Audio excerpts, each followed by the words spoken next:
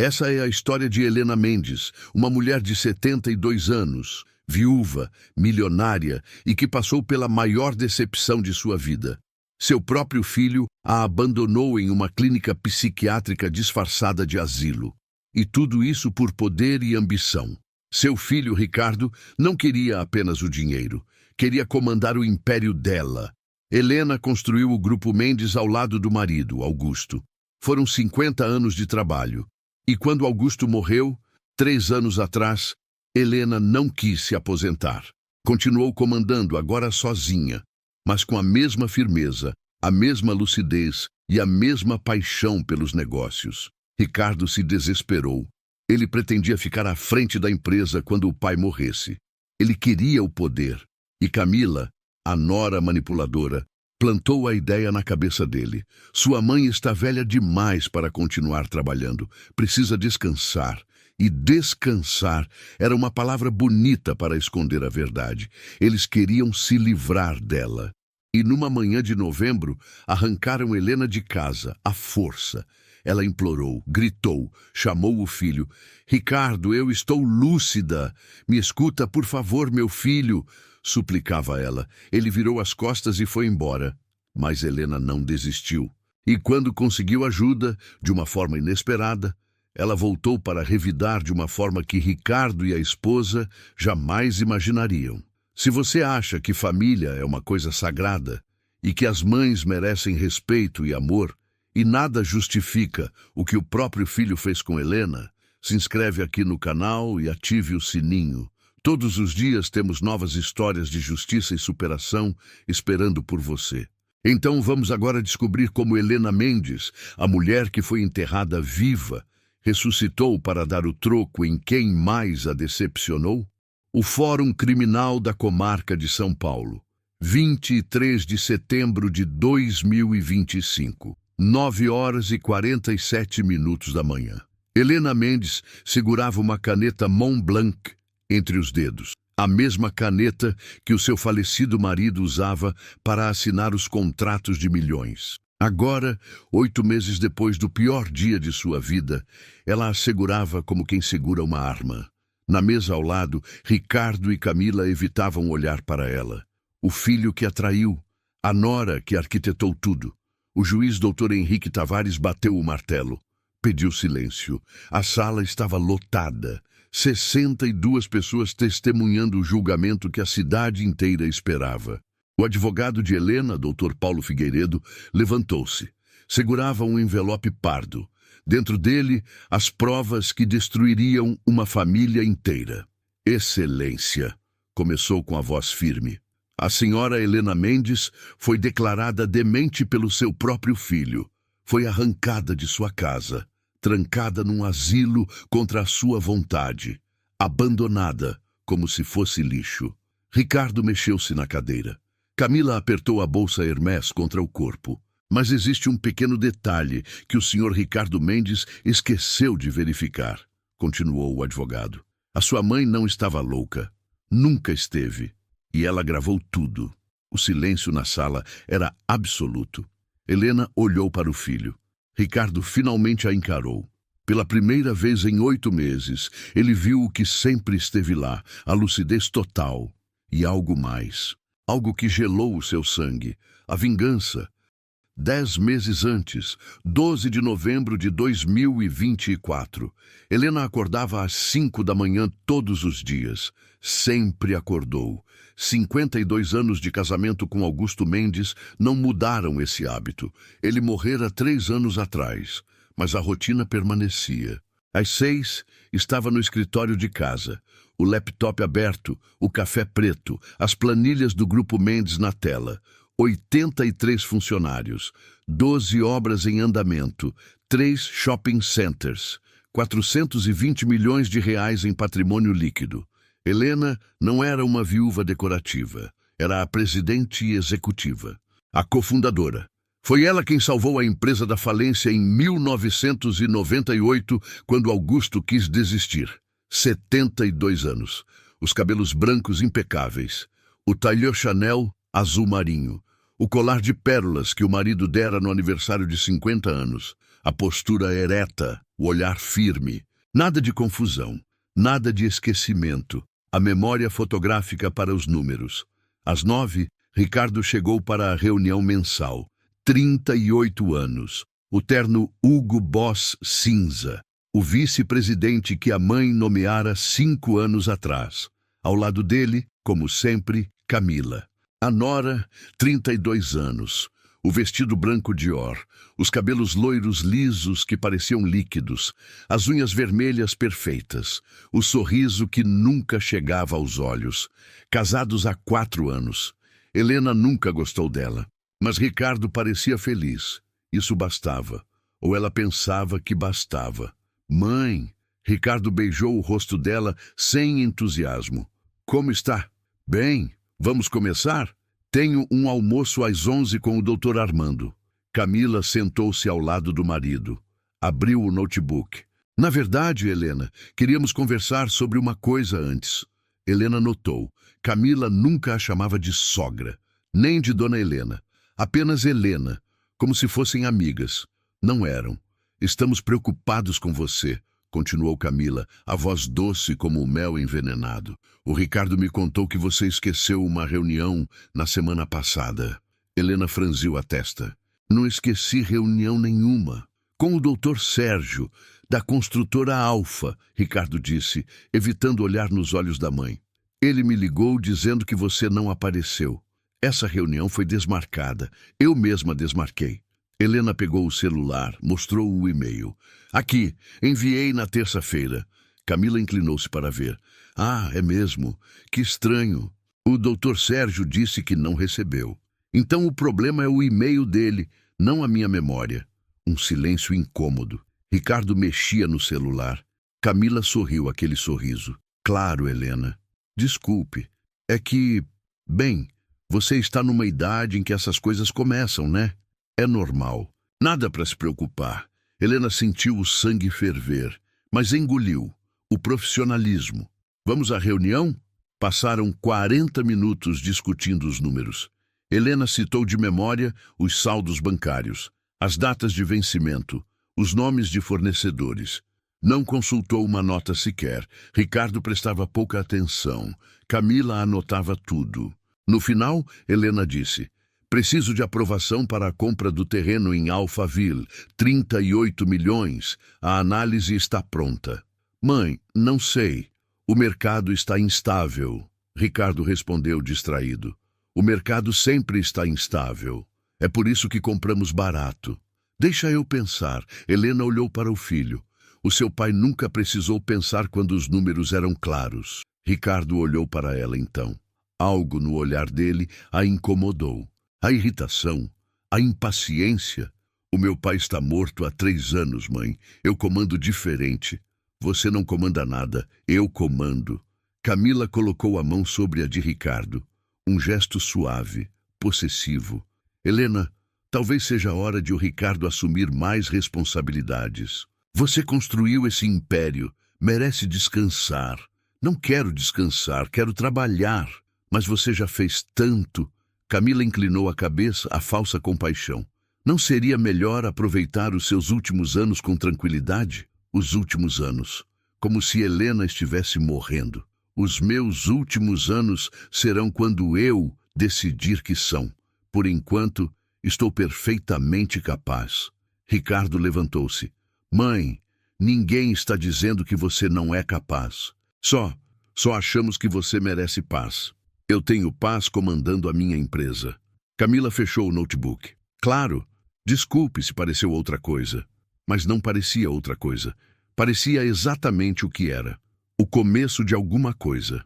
Eles saíram. Helena ficou sozinha no escritório. Ligou para o Augusto Júnior, o seu cunhado. 15 minutos de conversa. Ele parecia estranho, evasivo. Helena, talvez o Ricardo tenha razão. Você está cansada. Merece descansar. Por que todo mundo está dizendo isso? Porque todos te amamos e queremos o seu bem. Ela desligou. Sentou-se na poltrona de couro que fora de Augusto. Olhou para a foto deles dois na parede. 30 anos atrás. A inauguração do primeiro shopping. Algo estava errado. e ela ainda não sabia que era tarde demais para impedir. A semana seguinte, 19 de novembro, Camila entrou na mansão do Morumbi às 3 da tarde. Helena estava na sala, revisando os contratos, sozinha. A empregada tinha saído para fazer as compras. Helena, Camila disse com aquela voz, preciso conversar com você. Helena não levantou os olhos dos papéis. Estou ocupada. É sobre o Ricardo. Agora Helena olhou.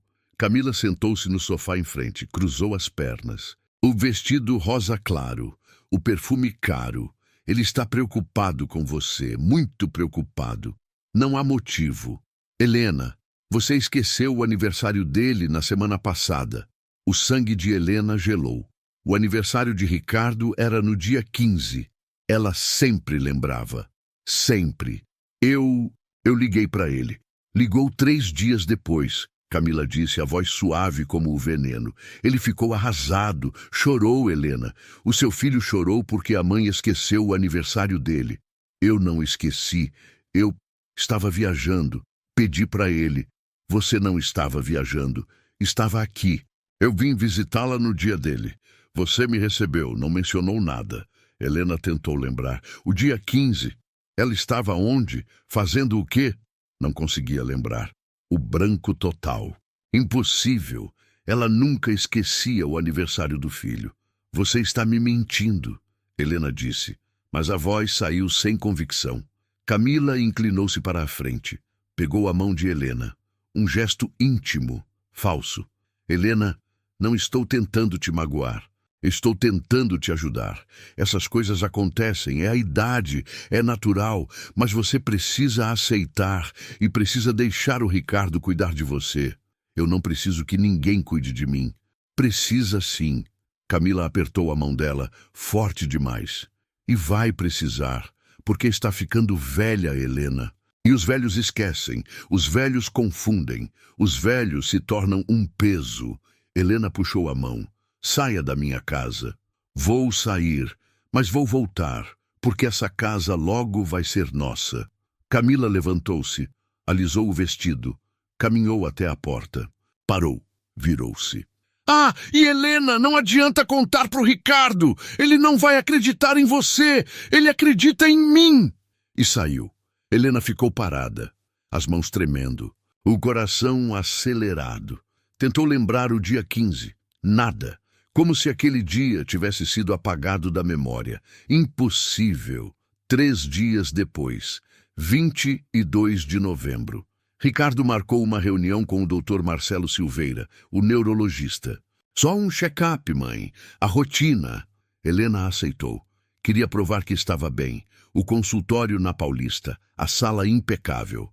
O Dr. Silveira tinha 60 e poucos anos. O terno caro. Sorriu demais. Fez as perguntas. Helena respondeu tudo perfeitamente. A data de nascimento, o nome do presidente, as contas matemáticas, as palavras de trás para a frente, as sequências numéricas. Acertou todas. Senhora Mendes, a senhora está muito bem, disse o médico. Helena respirou aliviada. Ricardo estava na sala de espera. O doutor Silveira pediu para conversar com ele. Sozinho. Helena esperou. 15 minutos, 20, meia hora. Quando saíram, Ricardo estava sério. Abraçou a mãe. Tudo bem, mãe. Vamos para casa. No carro, Helena perguntou. O que o médico disse? Nada de importante. Depois conversamos. Ricardo, fale agora. Ele suspirou. Parou o carro no acostamento. Olhou para ela com aquela expressão que Helena conhecia desde que ele era criança. A expressão de quando ia mentir. Mãe, o médico disse que você está com os sinais iniciais de demência. O mundo parou. Isso é mentira. Não é. Ele fez os testes. Você não percebe, mas está confusa. Está esquecendo as coisas e vai piorar. Eu acertei todos os testes. Mãe, se acalma, vou cuidar de você. Vou. Prometo. Helena olhou nos olhos do filho e viu. Pela primeira vez, viu claramente. Ele estava mentindo. Sabia que estava mentindo e não se importava. Você está fazendo isso de propósito. Ela sussurrou. Você e ela. Quem? A Camila. A sua mulher. Ela te convenceu, te envenenou contra mim. Ricardo riu, um riso amargo. Mãe, isso é paranoia. Mais um sintoma. Não é paranoia. Eu estou lúcida. Não está. E quanto mais rápido você aceitar, melhor para todos. Ele voltou a dirigir. Helena ficou em silêncio o resto do caminho. Quando chegaram em casa, ela trancou-se no quarto. Ligou para o advogado de família, o doutor Paulo. Contou tudo. Dona Helena, preciso ver esse laudo. Se for falso, é um crime gravíssimo. Vai ser falso. Eu sei que vai. Calma. Vou solicitar uma cópia. Aguente firme. Mas não deu tempo de aguentar. O dia seguinte, 23 de novembro, a quinta-feira, 6 horas da manhã, as batidas na porta do quarto. Helena abriu. Ricardo, Camila, 2 homens de uniforme branco. Mãe, arrumamos um lugar para você, um lugar onde vai ser cuidada. Helena sentiu as pernas fraquejarem. O quê? A Clínica São Judas Tadeu, especializada em demência. Você vai gostar. Eu não vou para lugar nenhum. Eu estou bem. Camila deu um passo à frente. Sorriu. Aquele sorriso vitorioso. Está assinado, Helena. O Ricardo é o seu tutor legal agora. Você não tem escolha. Ricardo, você não pode fazer isso. Mas podia. E estava fazendo. Os 2 homens avançaram. Helena tentou resistir. Gritou. Socou.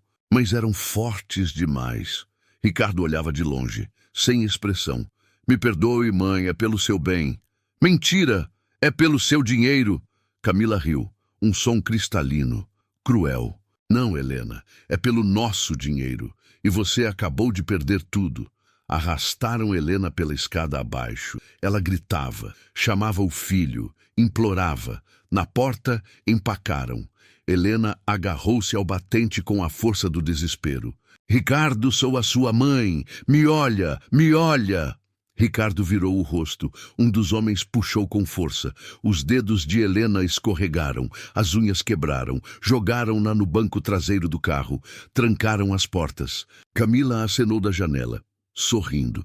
Ricardo entrou na casa, fechou a porta, sem olhar para trás. O carro partiu. Helena olhou pela janela traseira, a mansão que ela construíra, a vida que ela vivera. Tudo se afastando, tudo perdido, e ela nem começara a lutar ainda. A Clínica São Judas Tadeu, a Zona Leste, longe de tudo que Helena conhecia. O prédio era branco, limpo, mas tinha as grades nas janelas, as portas com as travas externas. Não era uma clínica, era uma prisão disfarçada de asilo. Levaram Helena para a avaliação, uma sala pequena, a médica de 40 e poucos anos. A doutora Renata, o olhar frio. Senhora Mendes, vou fazer algumas perguntas. Eu não deveria estar aqui. Sou lúcida. O meu filho me trancou para roubar a minha empresa. A doutora Renata anotou. Os delírios persecutórios. Não é delírio. É verdade. Calma, senhora. Quanto é 7 vezes 8? 56. Mas isso não importa. Escuta o que estou dizendo. Quem é o presidente do Brasil? Helena respondeu. Respondeu todas as perguntas. Perfeitamente. A doutora Renata fechou a pasta. A senhora vai ficar aqui por uns tempos, para a observação. A observação? Eu passei em todos os seus testes idiotas. A demência não aparece só nos testes cognitivos, senhora. Aparece no comportamento. E a senhora está agressiva. Resistente, paranoica. Sou agressiva porque estou sendo presa injustamente. A doutora Renata apertou o botão. 2 enfermeiros entraram. Os homens grandes. Levem para o quarto 17, a ala B. Agarraram Helena pelos braços. Ela tentou se soltar. Inútil. O corredor longo, as portas de metal, os gritos abafados de outros quartos. O quarto 17, 3 metros por 3, a cama de ferro, a pia, o vaso sanitário sem tampa, a janela pequena com a grade. Jogaram-na lá dentro, trancaram a porta. Helena socou a porta, gritou, chorou.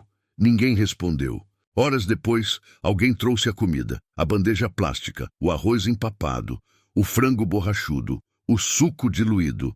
Helena não comeu, sentou na cama, olhou pela janela, viu uma parte da rua, Os carros passando, as pessoas livres. Ela estava presa. A primeira noite, não dormiu. Os sons de outros pacientes, os gemidos, os choros, os gritos. O segundo dia.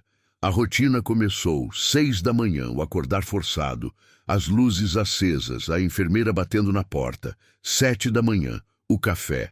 O refeitório com 30 pessoas, alguns velhos realmente dementes, outros como ela perdidos, esquecidos, jogados ali pelas famílias que não queriam mais cuidar. 8 da manhã, a terapia ocupacional, pintar, desenhar, fazer a cestaria, como se fossem crianças. Helena recusou, sentou num canto, os braços cruzados. Senhora Mendes, precisa participar, disse a terapeuta. 20 e poucos anos, o cabelo cacheado. O crachá, Júlia. Não preciso fazer nada, não deveria estar aqui. Todos dizem isso no começo, mas eu realmente não deveria. A Júlia suspirou. Anotou na prancheta. Mais anotações sobre a resistência. 10 da manhã. Os remédios. A enfermeira chegou com o copo de água e os 4 comprimidos. O que é isso? A medicação prescrita pela doutora Renata. Não vou tomar. Tem que tomar.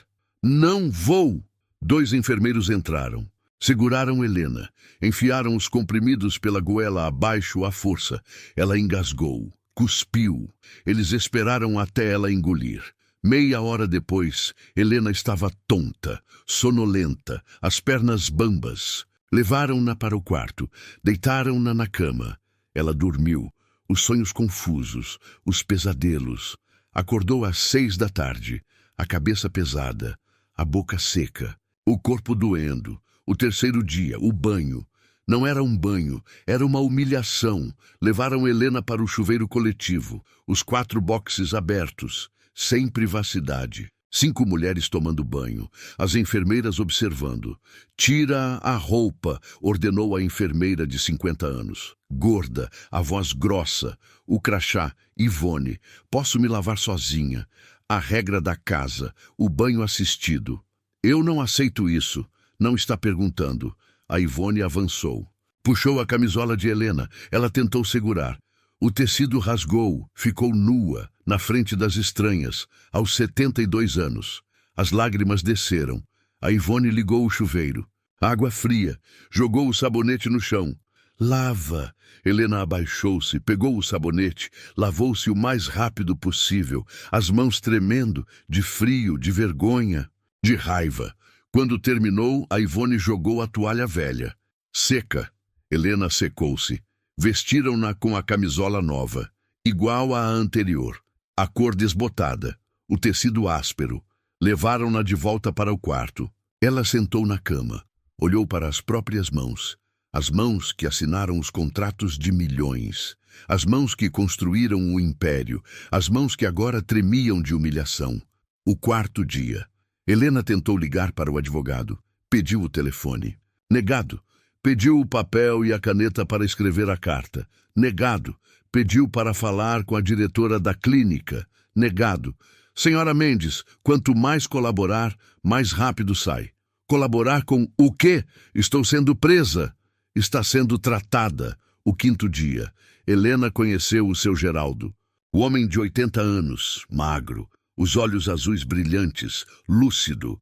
Sentou-se ao lado dela no refeitório. A primeira vez aqui? Perguntou.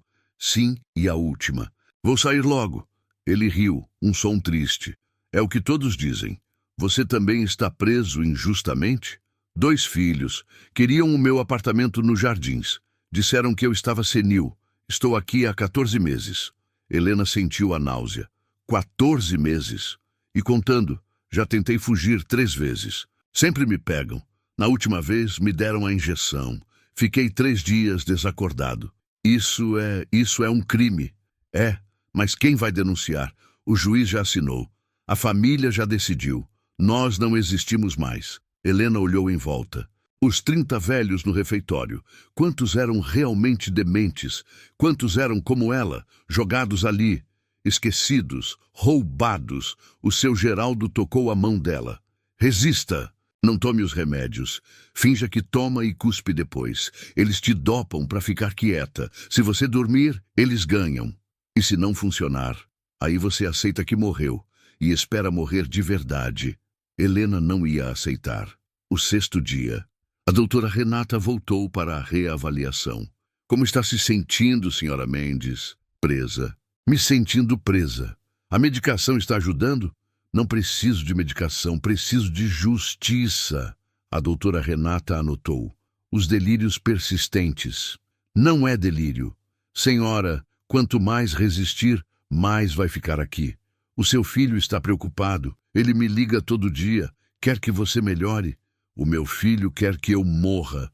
E você é cúmplice disso. A doutora Renata fechou a pasta. Vou aumentar a medicação. Talvez te ajude a acalmar. Você foi comprada. O Ricardo te pagou para mentir. O silêncio. Algo no rosto da médica mudou. Por um segundo. A culpa, o medo, mas passou rápido. Boa tarde, senhora Mendes. Ela saiu. Helena ficou sozinha. Sentou na cama. Olhou pela janela. Pensou no Augusto, no marido que morrera 3 anos atrás. Pensou em tudo que construíram juntos. Pensou no filho que criaram, que amaram, que traiu. E algo dentro dela quebrou. Não foi o desespero, não foi a tristeza, foi a raiva, fria, calculada, letal. Se eles achavam que ela ia desistir, estavam errados. Se achavam que ela ia morrer ali, estavam enganados. A Helena Mendes não era uma mulher de desistir. Nunca foi. E não ia começar agora. O 7º dia. Tudo mudou. Uma enfermeira nova começou a trabalhar na ala B. Os cabelos castanhos presos no coque. O uniforme azul claro impecável. O crachá, Maria Santos. Ela olhou para Helena diferente. Não com pena, não com indiferença, com curiosidade. E Helena sentiu, pela primeira vez em 7 dias, a esperança. A Maria observava Helena há 3 dias. Vira muitos pacientes. Sabia diferenciar a demência real do abandono conveniente. Helena não esquecia as conversas. Não confundia os dias. Não repetia as perguntas. Respondia tudo perfeitamente. Os olhos lúcidos, o raciocínio claro. Algo estava errado. O 10º dia de Helena na clínica. A Maria entrou no quarto dela. Fechou a porta. Baixou a voz. Senhora Mendes, posso fazer umas perguntas? Helena estava deitada. Virou-se, desconfiada. Mais perguntas idiotas? Não, as perguntas de verdade. A Maria puxou a cadeira. Sentou-se perto. A senhora sabe onde está? A Clínica São Judas. A Zona Leste. São Paulo. Sabe que dia é hoje? 2 de dezembro. É segunda-feira, 1925. Uma pausa. Desculpe. 2025. A Maria sorriu. Foi um erro de fala, não de memória. Exatamente. Senhora, vou ser direta. A senhora não parece ter demência. Absolutamente nenhum sinal. As lágrimas nos olhos de Helena. A primeira vez que alguém dizia isso. Eu sei, eu disse isso, ninguém acredita. Eu acredito. A Maria pegou a caneta e o papel. Vou te dar 3 palavras. Quero que repita agora e daqui 5 minutos. Maçã, caminhão, sorriso. Helena repetiu, imediatamente. Depois 5 minutos falando de outras coisas, a Maria pediu novamente. Maçã, caminhão, sorriso, perfeito. A Maria aplicou mais testes. O mini-exame do estado mental. O teste do relógio, a fluência verbal, a memória do trabalho. Helena acertou todos, a pontuação 30 de 30. A senhora está absolutamente lúcida, a Maria sussurrou. O que aconteceu? Helena contou. Tudo.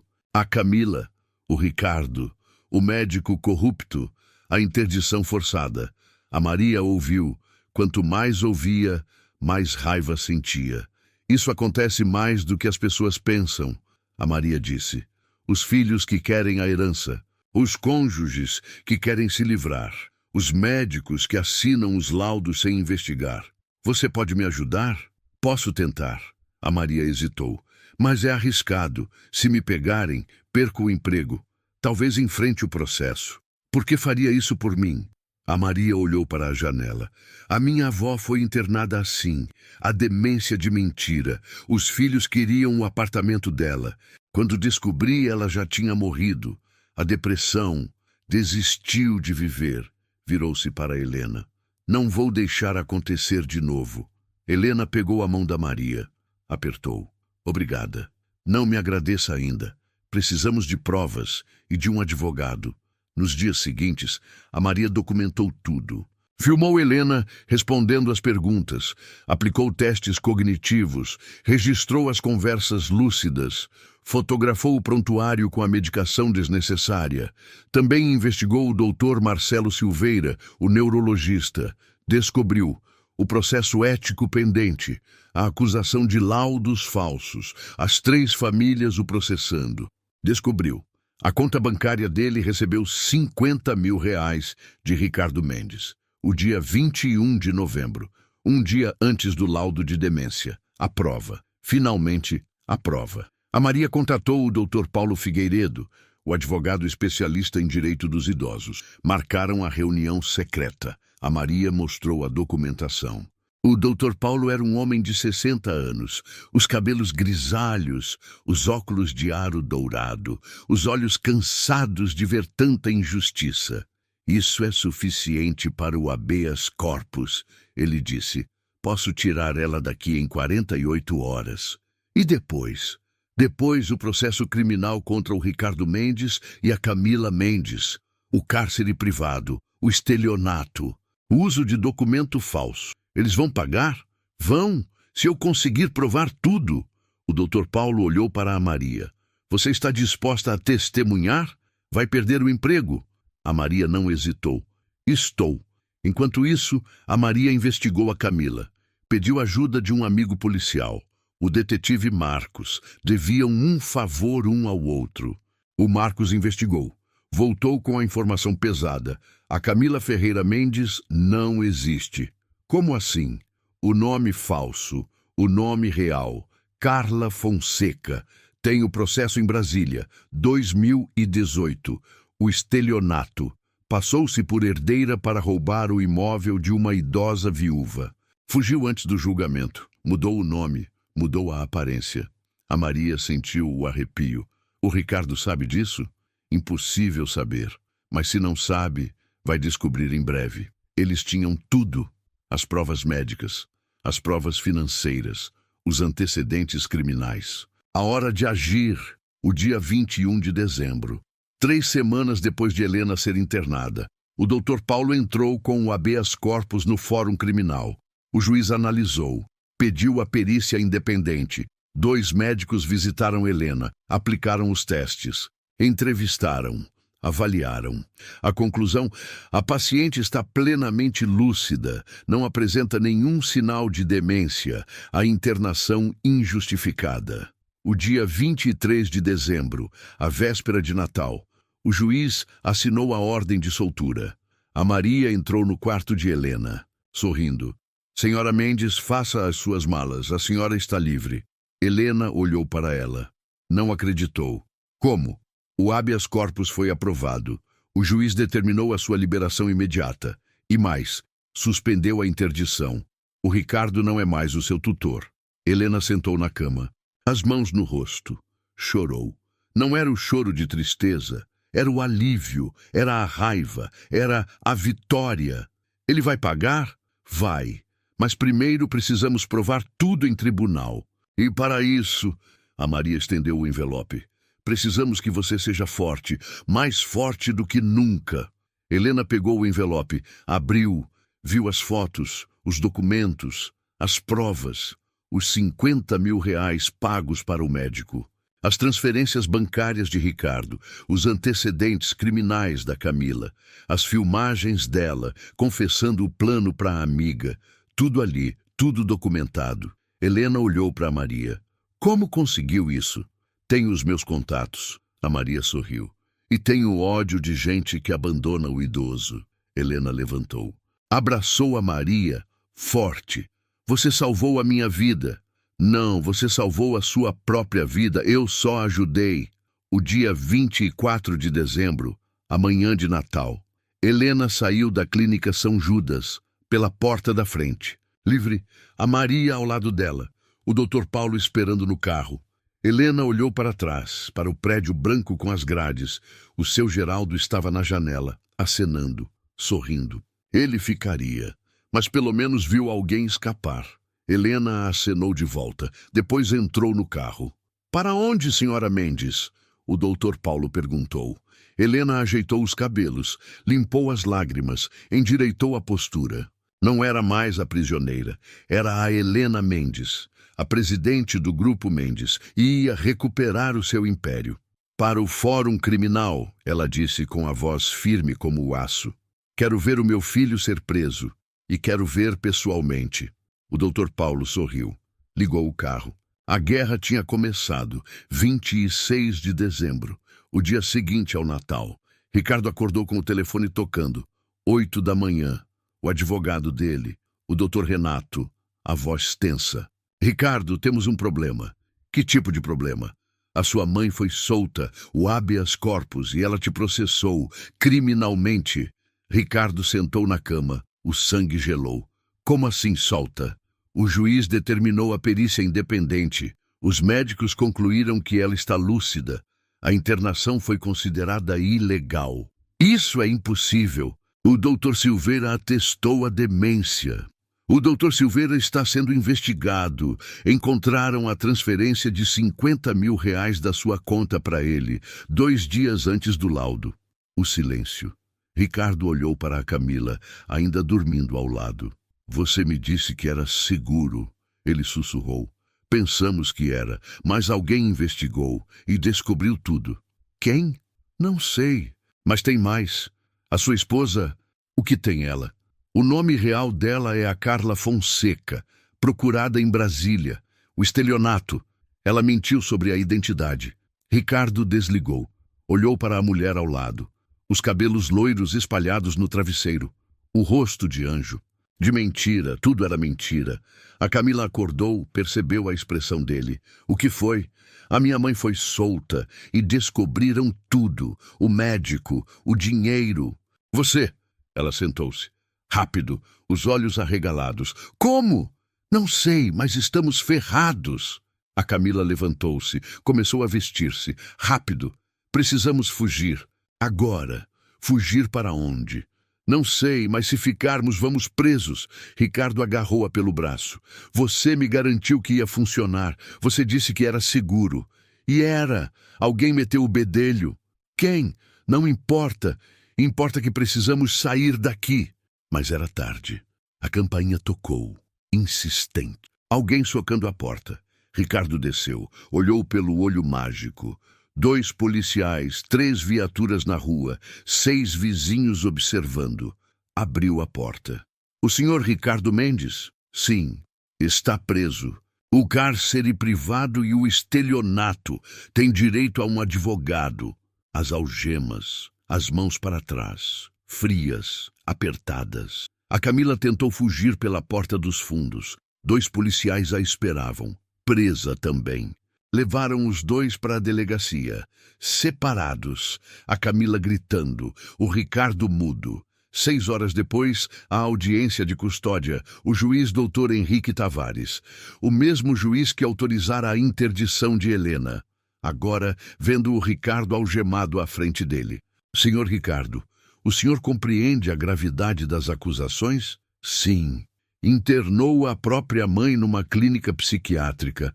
Pagou R$50 mil para o médico assinar o laudo falso, desviou 45 milhões da empresa dela e falsificou os documentos de interdição." Ricardo não respondeu, olhou para baixo. "Senhor, olhe para mim." Ricardo levantou os olhos. "Por que fez isso?" O silêncio, longo. Depois a voz baixa, queria comandar. "Cansei de ser a sombra dela." "Então decidiu destruir a sua mãe?" "Não quis destruir. Só queria que ela saísse do caminho." O juiz fechou a pasta. A prisão preventiva foi mantida. Aguardará o julgamento preso. Ricardo foi levado. A Camila na cela ao lado, gritando, culpando ele, dizendo que foi a ideia dele, mentindo até o fim. 1 semana depois, 2 de janeiro de 2025, Helena reuniu a imprensa, 60 jornalistas, 7 emissoras de TV. A coletiva ocorreu na sede do Grupo Mendes. A sala de reuniões fica no 20º andar. Helena vestia um tailleur vinho, os cabelos impecáveis, a maquiagem leve, a postura de rainha. Ao lado dela, a Maria, o uniforme trocado pelo vestido simples azul. Nervosa, a primeira vez na frente das câmeras. Bom dia, Helena começou, a voz firme. O meu nome é Helena Mendes, tenho 72 anos, sou a fundadora e a presidente do Grupo Mendes, e há 28 dias fui sequestrada pelo meu próprio filho. O murmúrio na sala, os flashes, as câmeras gravando. Helena contou tudo, a Camila, o Ricardo, o médico corrupto, a clínica, os 23 dias de prisão. Fui dopada, humilhada, tratada como louca. Tudo porque o meu filho quis roubar o que construí em 50 anos de trabalho. A repórter levantou a mão. Senhora Mendes, como a senhora saiu? Helena olhou para a Maria. Essa mulher, a Maria Santos, a enfermeira, a única pessoa que acreditou em mim. Arriscou o emprego, arriscou a carreira, salvou a minha vida. A Maria corou, tentou falar. Helena pegou a mão dela, apertou. Quantos idosos estão presos nas clínicas neste momento? Quantos foram abandonados pelas famílias gananciosas?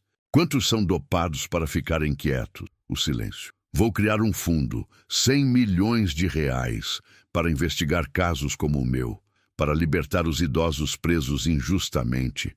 E a Maria Santos será a diretora. Os aplausos. A Maria chorou, abraçou Helena. A coletiva durou 2 horas. Helena respondeu tudo, mostrou provas, os documentos, os vídeos. No final, a repórter perguntou: "O que a senhora sente pelo seu filho agora?" Helena olhou para a câmera, os olhos frios. Nada. Ele deixou de ser o meu filho no momento em que me trancou naquele lugar. Agora é apenas um criminoso e vai pagar como qualquer outro. 3 semanas depois, 23 de janeiro, o julgamento, o tribunal do júri, os 7 jurados, as 62 pessoas na plateia, a imprensa, os familiares, os curiosos, Ricardo e Camila sentados, separados, os advogados ao lado, Helena na primeira fila, a Maria ao lado, o doutor Paulo Figueiredo representando a acusação, o juiz doutor Henrique Tavares presidindo. O doutor Paulo apresentou as provas, as transferências bancárias, os laudos falsos, os vídeos de Helena lúcida na clínica, os testemunhos de outros pacientes, os antecedentes da Camila. A defesa tentou argumentar. Ele estava preocupado com a saúde da mãe. Agiu de boa fé. O doutor Paulo rebateu. Os 50 mil reais para o médico é uma preocupação. 45 milhões desviados é a boa fé. O júri deliberou. 3 horas. Voltaram. O veredicto: culpados. Ricardo, condenado a 4 anos de prisão. O estelionato, o cárcere privado, o uso de documento falso. A Camila, 6 anos, os mesmos crimes, mais a identidade falsa, mais os antecedentes. A sentença lida. O martelo batido. Ricardo olhou para a mãe. Helena olhava para a frente, sem expressão. Ele tentou falar. Mãe... Ela não virou. Levaram-no, algemado, chorando, pedindo as desculpas que ninguém quis ouvir. A Camila gritou, prometeu vingança, vazia, patética. Helena saiu do tribunal, a cabeça erguida. Os repórteres a cercaram. Senhora Mendes, como se sente?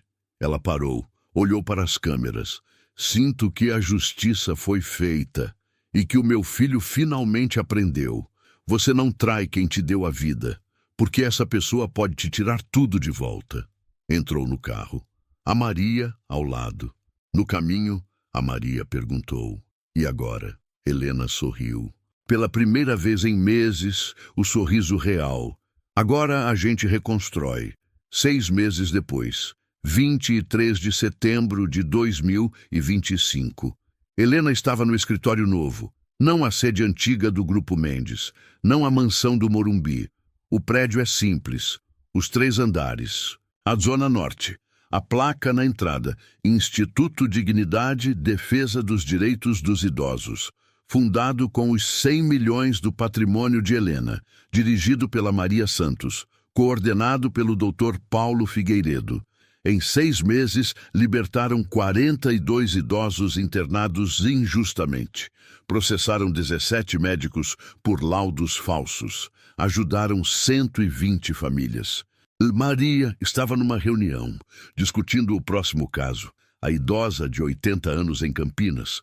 O filho queria o apartamento. A mesma história. Sempre a mesma história. Helena observava da porta, orgulhosa. A Maria viu, sorriu. Vem, Helena, preciso da sua opinião. Helena entrou, sentou-se, ajudou a planejar a estratégia, os documentos, o advogado. No intervalo, a Maria serviu o café. Como está o Ricardo? Helena hesitou. Não sei. Não fui visitá-lo. Não vou. Ele é o seu filho. Era. Hoje é apenas um número no presídio. O silêncio. E a empresa? A Maria perguntou. Vendi 420 milhões.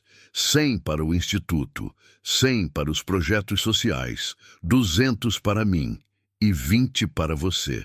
A Maria quase cuspiu o café. O quê? 20 milhões. No seu nome. Já transferi. Helena, eu não posso aceitar isso.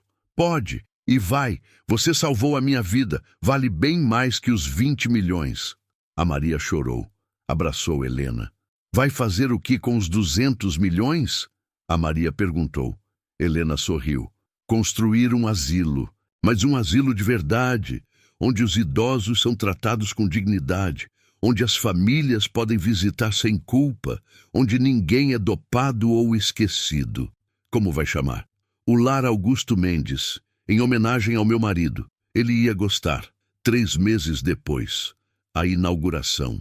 O prédio é lindo, os 5 andares, o jardim imenso, as salas amplas, os quartos individuais, as enfermeiras treinadas pela Maria, os médicos contratados por Helena, os terapeutas, os psicólogos, os assistentes sociais. 100 vagas, 50 pagas, 50 gratuitas para quem não tinha ninguém, para quem foi abandonado. Helena cortou a fita, ao lado da Maria, do Dr. Paulo, do seu Geraldo, o primeiro morador, finalmente livre da clínica São Judas. Os repórteres perguntaram, Senhora Mendes, quanto investiu? 80 milhões, e vou investir mais se necessário. Por que faz isso? Helena olhou para a câmera. Porque ninguém merece ser jogado fora, ninguém merece ser esquecido, e enquanto eu estiver viva, vou lutar para que isso não aconteça com mais ninguém. Os aplausos. Os abraços, as lágrimas. À noite, Helena e Maria sentaram no jardim do lar. O café, o silêncio confortável. Valeu a pena? A Maria perguntou. O quê? Tudo isso, a dor, a prisão, o processo. Helena pensou, olhou para o prédio iluminado, para os idosos sorrindo nas janelas, para a vida que criara das cinzas. Sim, valeu, porque agora sei do que sou capaz. E sei que posso fazer a diferença. A Maria sorriu. Você é incrível. Não, sou apenas uma mulher que se recusou a desistir. Elas ficaram ali, olhando as estrelas, planejando o futuro. Ricardo estava preso. A Camila também. A justiça feita. Helena estava livre, rica, poderosa e pela primeira vez em anos, feliz. Comente aqui embaixo de onde você é. Helena falou para a câmera imaginária. E se conhece alguma história assim? Precisamos falar sobre isso. Precisamos proteger os nossos idosos, antes que seja tarde demais. A Maria riu. Você está gravando? Não, mas deveria. Helena pegou o celular, apontou para si mesma. Vou fazer os vídeos, contar as histórias, ensinar as pessoas a identificarem os sinais de abandono, de abuso. Vai virar uma youtuber? Por que não? Tenho 72 anos. É tempo de aprender coisas novas. Elas riram. O som genuíno, leve. A guerra tinha acabado. A Helena venceu. E agora ia garantir que os outros também vencessem.